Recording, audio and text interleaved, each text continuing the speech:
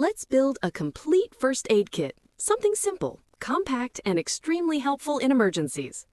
We start with an empty, clean first aid box.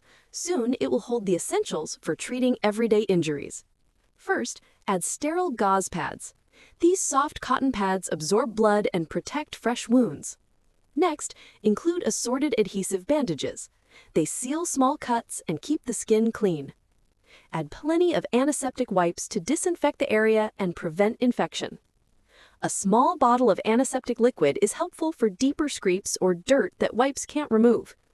Medical tape goes in next, perfect for securing gauze and dressings in place. Then include elastic bandages. They provide support and help reduce swelling from sprains. Pack sterile gloves to protect both you and the injured person while treating wounds. Trauma shears are essential for safely cutting clothing, tape, or bandages. Tweezers help remove splinters and small debris quickly and cleanly. Add a pack of pain relief tablets for headaches, fever, or minor pain. A CPR face shield is important for safe rescue breaths during an emergency.